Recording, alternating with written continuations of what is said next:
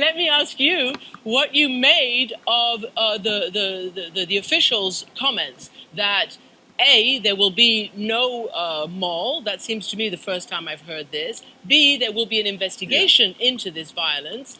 And C, that most of these people don't represent any kind of legitimate opposition. Well, let's start with the mall. The idea or the fact that there was going to be a mall in the barracks, in the newly reconstructed barracks, was the news that the Prime Minister himself broke to the country, and he said there would be a mall and residences. So nobody made it up. So, and then it was somewhat retracted, and I think yesterday in the interview that he gave, the Prime Minister said, well, maybe we will turn it into a museum of Istanbul. No, it's not going to be residences. Maybe it may be a hotel. So the mall is out of the equation, thankfully. As to whether or not, I mean, hundreds of thousands of people crossing the bridge at 5 in the morning, that strikes me a bit odd to note them as marginal groups. I'm sure there are marginal groups. There are marginal groups in such big occasions everywhere.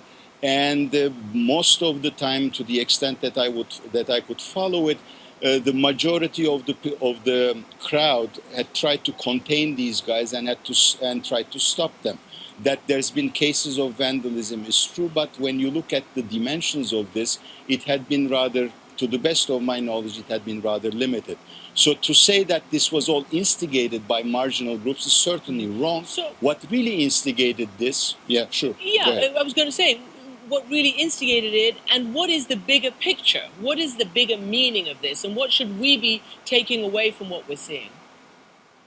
What really instigated this was the excessive use of force of the police against those tree-hugging guys in the park. They raided the park at 5 in the morning Thursday morning, burnt the tents, and as they always do, they liberally used tear gas or pepper gas. And the country, I mean the city or all the cities are under the pepper gas cloud.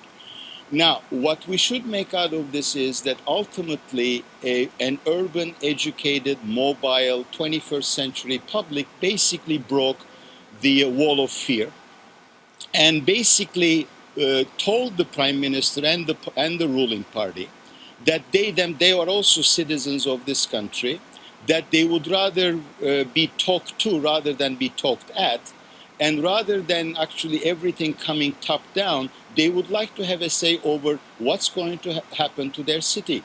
Istanbul is an important city. Istanbul is a historical city. Istanbul is not Dubai. You cannot really build things as you see fit there. You cannot do arrangements like that. And the citizens basically ask to be heard. And in that sense, I think what we've seen is the mobilization of citizenry, nothing more, nothing less. So, Mr. Özel, how does this change? How does it end?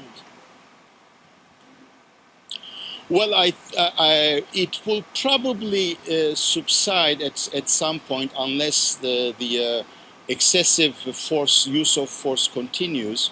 I don't think the government is in the mood to actually hear what the crowds have said. This is the first setback, by the way, by the Prime Minister in his decade-long reign as well. I think we need to really rehash the way we do our politics. This is not about the opposition party. The opposition party didn't really have anything to do with this. It didn't instigate it. It cannot really get its act together to begin with. That is precisely why the public itself took matters into its own hands. And quite frankly, obviously, this is not necessarily the natural constituency of the ruling party.